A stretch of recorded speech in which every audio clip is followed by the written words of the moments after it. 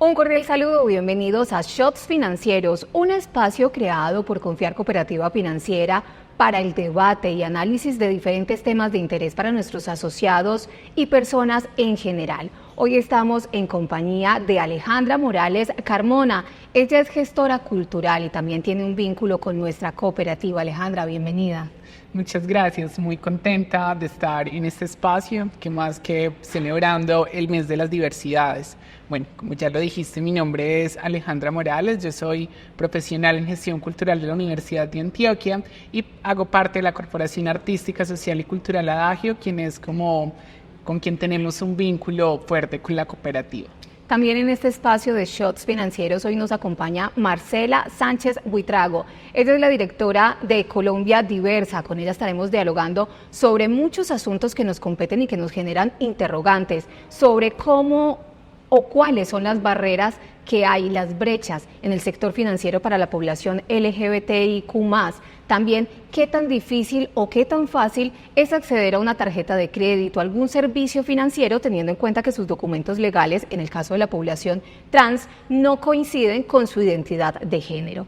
Estos y muchos temas los desarrollaremos acá en Shots Financieros, unos traguitos cortos llenos de valor. Alejandra, para comenzar a ahondar un poco en el tema de la inclusión financiera para la población LGBTIQ+, creo que es importante iniciar explicando un poquito cuál es la inclusión que se requiere, porque se habla mucho y ya está de moda generalizar, es que nosotros somos incluyentes, es que nuestras acciones son incluyentes, pero cuando uno va a ver la ejecución de esas acciones, uno identifica que en vez de haber una inclusión, hay una exclusión. Se está a la misma población alejando del común. Total, ahorita que lo mencionas, el mes del orgullo, como se nombra mucho en las ciudades, en las grandes ciudades, se ha convertido también como en un pretexto o en una oportunidad para instrumentalizar las vidas diversas. Ahorita vemos que muchas grandes empresas multinacionales lo que hacen es pintar su logo con los colores de las diversidades y finalmente pues eso en qué aporta o no aporta la diversidad, sabiendo que pues finalmente también junio es un mes que es cargado de múltiples agendas a las que a veces no alcanzamos a llegar, pero el resto de años como si no existiéramos. Entonces yo creo que ahí hay un reto grande de definitivamente saber entonces qué es la inclusión o cómo hacemos la inclusión, porque no es solamente pintar como de colores nuestros logos de nuestras entidades. Esta misma pregunta también se la queremos transmitir a Marcela, porque de cierta manera a través de la inclusión se generan muchas discriminaciones y desde esa entidad han identificado varios de estos aspectos. Yo creo que sigue siendo un presupuesto, sigue siendo una meta a alcanzar. Yo creo que nos hemos acostumbrado a que nombrar ya es incluir y realmente nombrar es como el paso cero de una estrategia de inclusión. Yo creo que nombrar no es suficiente. Debemos esto traducirlo en acciones concretas, luego o en estrategias, luego en acciones y después poder tener unos indicadores que nos permitan medir si hemos avanzado o no esa inclusión. Si no tenemos como cada uno de esos eslabones, realmente nos quedamos en un discurso casi vacío que no dice nada, que simplemente usa palabras que están de moda, que nos ponen, digamos, a la vanguardia de los discursos democráticos, pero que realmente no significa transformaciones en la vida de las personas, transformaciones en las vidas institucionales, transformaciones en la vida comunitaria, social de Colombia particularmente, porque eso se nos debe notar. Yo creo que una clave para poder saber qué tan incluyentes somos es realmente mirar a nuestro alrededor y no solamente tener un discurso, sino ver los hechos. Y los hechos nos demuestran que realmente el desafío todavía es muy grande. Entonces, es un poco usando como una imagen de que me inviten a la fiesta es un paso. Que me saquen a bailar en esa pieza es un acto de verdadera inclusión. En el país hemos evidenciado que se han hecho muchas legislación, que la Constitución ha ido transformándose un poco más para poderle dar cabida a la población, o no cabida, para tratar de integrar y no empezar a discriminar como se hacía culturalmente. Mucho se ha quedado en el papel, ¿qué nos falta como sociedad, como gobierno? ¿Si las políticas públicas se están ejecutando de manera correcta o todavía esa concepción, esa cultura machista prima sobre la legislación? Yo creo que aquí también es muy importante como, digamos, hacer unas separaciones, por decirlo de algún modo. Cuando hablamos de la población LGBTIQ+, o la población sexogénero disidente, pues hay que entender que ahí hay unas personas que también tenemos otro tipo de violencias y tenemos otro tipo de barreras. No es lo mismo hablar hoy de una persona que solo es homosexual a una mujer con experiencia de vida trans.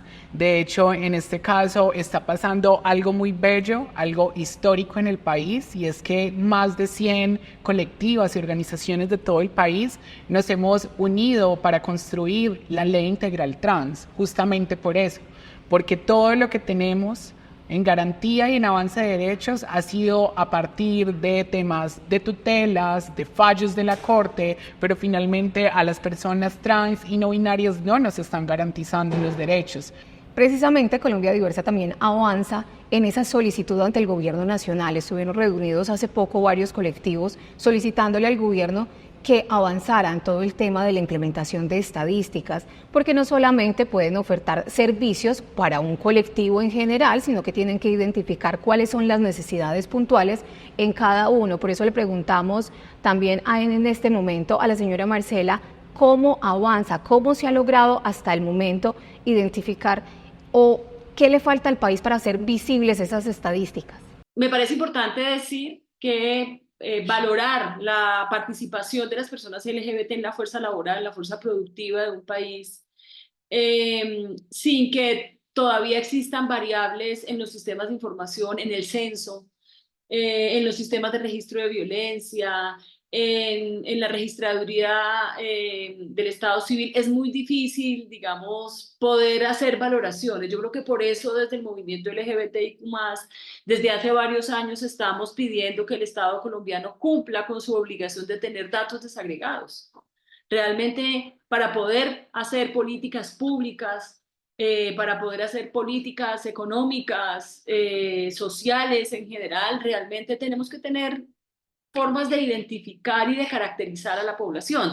Yo creo que así como también ha venido denunciando, digamos, el movimiento afrocolombiano, hay una invisibilidad estadística también de las personas LGBTIQ+, que debemos superar y que debe ser un compromiso del Estado colombiano. Total, y con lo que ya dice, eso también obedece a un tema de una deuda histórica. Han pasado muchos gobiernos que finalmente no han hecho mucho por los sectores sociales LGBTIQ+. Entonces mira que el tema de la política pública LGBTI también es algo que ha estado muy pausado, y pues aunque hoy el gobierno nacional tenga un interés particular en apoyar a los sectores sociales LGBTIQ+, desde los gobiernos departamentales y locales, esto no funciona así. En municipios como Argelia de María, que es de donde yo vengo, el tema y el panorama es otro totalmente distinto. Acabamos de pasar por un debate en el Consejo Municipal donde un concejal propone que se haga por proyecto de acuerdo izar la bandera LGBTIQ+ en las instalaciones de la alcaldía, y no aprueban este proyecto porque dicen que es algo polémico, que es algo que no va con sus convicciones, y finalmente ellos están allá por sus convicciones o por la defensa de los derechos de todo el pueblo. Entonces es una deuda histórica que tiene el gobierno y que tiene la sociedad en general con los sectores sociales LGBTI. Y precisamente también ahí entra mucho la parte cultural, ese machismo que ha primado por años eternos en nuestro país, que venimos de un contexto en el que las mujeres se quedan en la casa, los hombres son los que trabajan. Entonces empezar como a transgredir de pronto en esas fronteras y en el cómo yo me reconozco, en el cómo yo me acepto y en el cómo quiero que me acepten, también a la gente le choca mucho. El tema cultural, ¿cómo lo han venido manejando desde ambos puntos, tanto en Colombia Diversa como vos que sos gestora cultural y que estás en contacto directo con las personas? ¿Cómo entrar a decir, es que el contexto familiar tiene que ver mucho en cómo yo desarrollo mi personalidad y qué tanto me coarto en todo este proceso? Total, yo creo que eso es muy importante, y finalmente el tema de las conductas machistas, misóginas, conservadoras que se ven mucho en estos pueblos de Antioquia, pues siempre han generado una serie de barreras que no permiten la garantía de algunos derechos o acceder a ciertas situaciones. Nosotras como profesionales en gestión cultural, o algo que hacemos desde la corporación, que hago yo también desde el Consejo Municipal de Juventudes, desde la Mesa de Diversidades y desde otro espacio de incidencia, es entender el arte y la cultura como un medio para transformar, para cambiar algunas realidades, y en ese sentido pues las artes y la cultura también permiten hacer una serie de cosas muy interesantes que apuntan también a educar quizá desde la incomodidad, desde las performances, desde llegar a la calle, desde hacer cosas en espacios no convencionales que o bien o mal dejan a la gente con una pregunta, a la persona que asiste o ve o hace parte de este espacio, pues se va con una pregunta para su casa, y también esto empieza a generar otras dinámicas y otras perspectivas de lo que se puede hacer. Yo creo que la gestión cultural en este caso es una puerta muy grande que se abre para las posibilidades de narrar lo que sucede en los territorios, en las ruralidades, con las personas que habitamos desde otras formas, porque es como ese medio que es bien recibido en cierta medida y que permite hacer muchas otras cosas. No es lo mismo yo irme como a gritar solo al parque con un megáfono, que es muy potente, pero a ir así con una performance, con unos bailes, con una puesta en escena que permite también captar de otra manera la atención de los otros y llevar el mensaje de otra manera. Entonces yo creo que ha sido una herramienta súper valiosa y súper fundamental para llegar a otros públicos, a otros sectores. Nosotras tenemos un proyecto muy bonito que se llama Familias Diversas, y Familias Diversas lo que hace es conversar con las familias, es dejar ese mensaje de que todas las familias se deben construir desde el amor, del bienestar, del respeto, del autocuidado, porque finalmente cuando una no tiene un entorno protector seguro, cuando una no cuenta con la familia, pues van a suceder otras cosas que van a acarrear otras situaciones mucho más graves. Aunque pues finalmente en los sectores sociales LGBTIQ+ sucede algo muy bello, y es que hablamos de la familia biológica, pero también de la familia social, de esa familia que elegimos, que escogemos, que finalmente son las personas con las que nos sentimos cómodas, como en confianza, y que finalmente muchas personas que les toca salir de sus casas a raíz de la violencia que le ejercen por el tema de su orientación sexual o su identidad de género, pues se encuentran con familias sociales que les acogen y de esa manera continúan sus vidas. Y justamente ese tipo de agresiones, ese tipo de discriminación, no solamente se vive en ese entorno familiar. Desde Colombia Diversa también han identificado las agresiones a la población LGBTIQ+ por parte de diferentes actores, incluso gubernamentales. ¿Qué estadísticas manejamos hasta el momento y de pronto qué contexto tenemos de esta situación, de esas agresiones de terceros hacia la población? Colombia Diversa monitorea homicidios, amenazas y violencia policial contra las personas LGBTIQ+. Históricamente, digamos, las regiones del país que más reportan violencia, porque también hay que leer con cuidado las cifras, porque puede ser justamente lo que acabo de decir, que reportan más violencia, no que necesariamente ocurra, pero han sido particularmente Medellín, el Valle de Aburrá en general, el Valle del Cauca, no solamente Cali, y Bogotá. Lo que nos hemos encontrado en el caso de las amenazas, sí es que provienen pues tanto de bandas criminales, de grupos de guerrillas, de fuerzas armadas y de policía, de vecinos, del amigo, del compañero de trabajo. Hay una gran variedad de personas amenazantes en Colombia, que es también muy, muy preocupante y que también es un indicador de qué tan incluyentes somos, más allá del discurso o del deseo.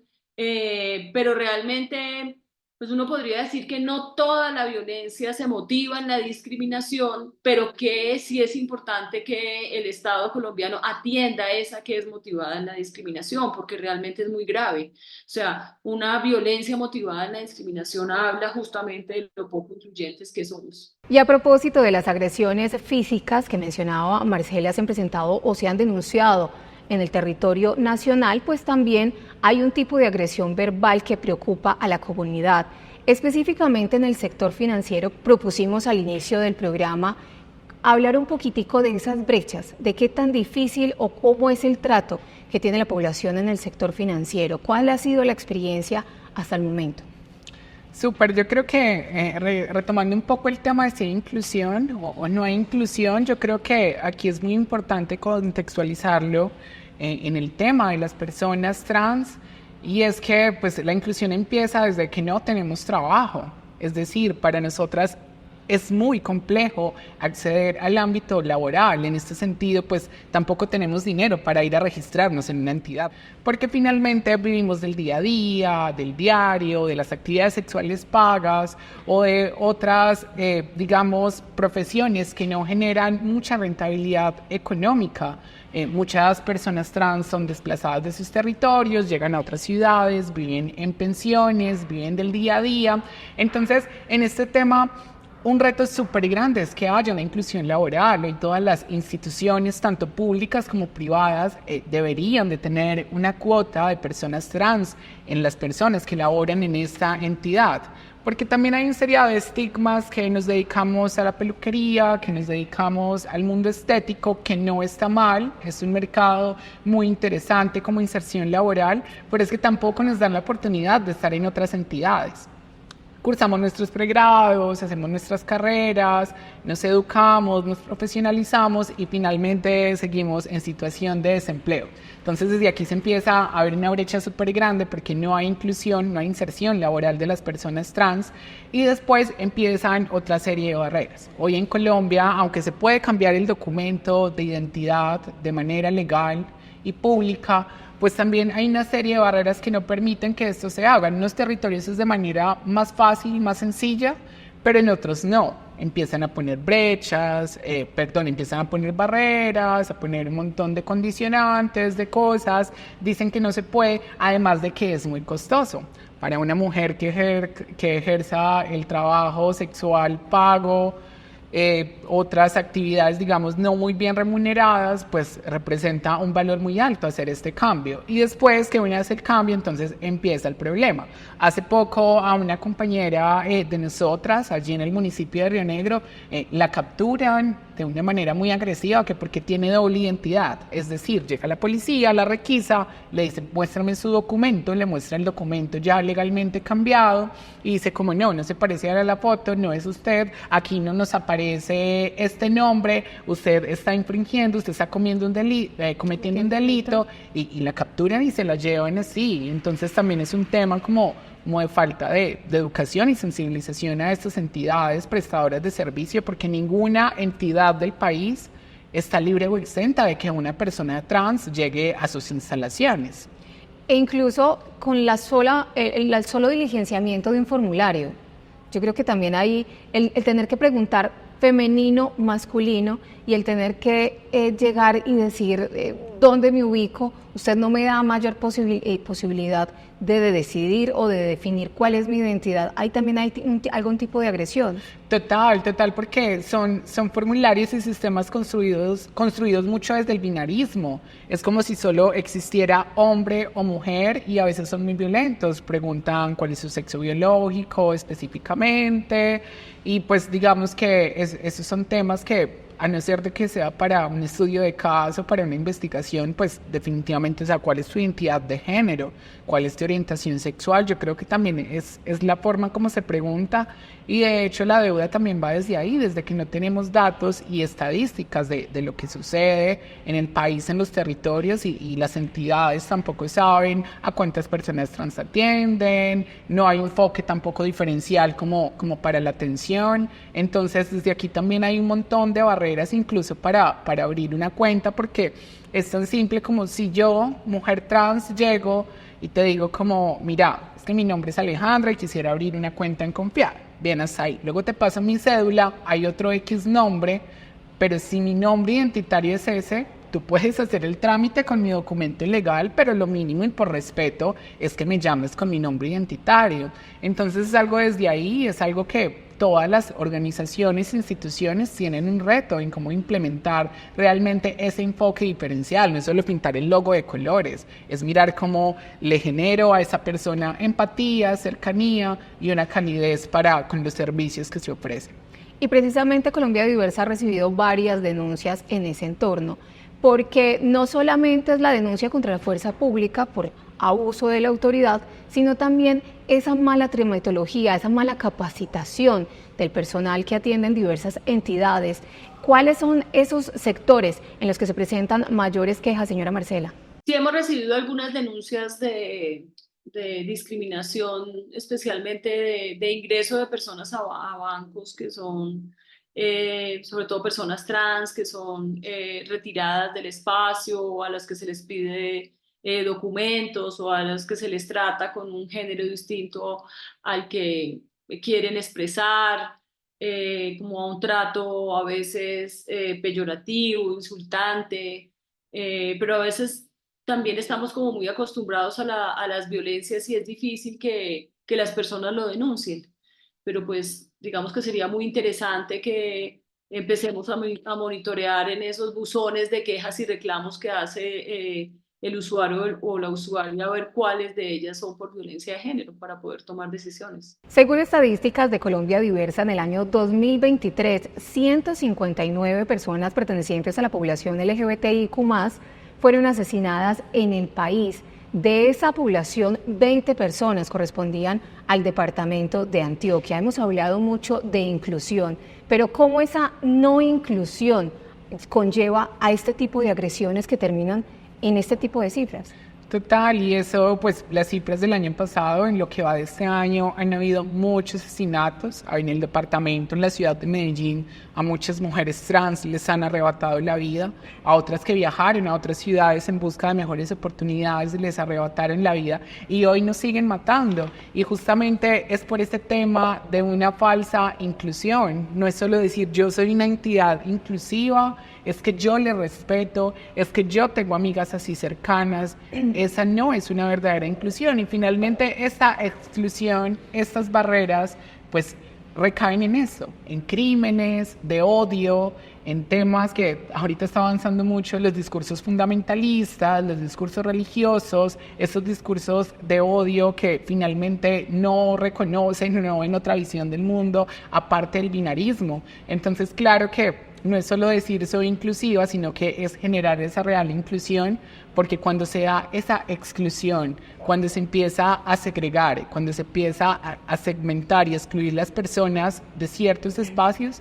pues termina en casos fatales como estos, porque pues si una se educa para trabajar en alguna entidad, en algún espacio y no le dan el empleo, pues una tiene que sobrevivir de cierta manera y hay muchas mujeres que tienen a cargo sus familias o muchas transmasculinidades. Entonces, ¿qué pasa? Hay que buscar otro tipo de empleos, otro tipo de trabajos más peligrosos que generan más riesgo y pues también causan la muerte.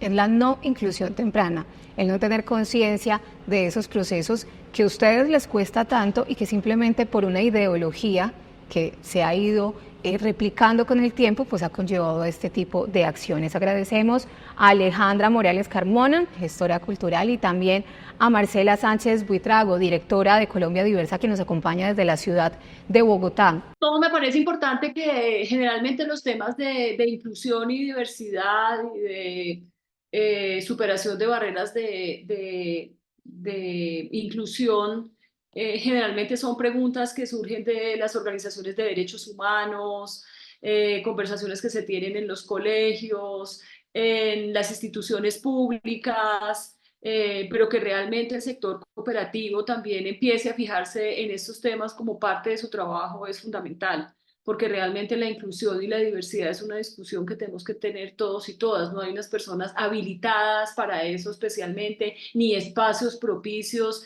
sino que realmente la inclusión se da en el día a día, en el trato del día a día con cualquier persona. Entonces me parece que tener estas conversaciones por fuera de los espacios tradicionales donde supuestamente debemos hablar de inclusión es clave. Hoy en este Shot Financiero, la invitación, como siempre, es al trato igualitario, porque recuerden que juntos es mejor y rinde más.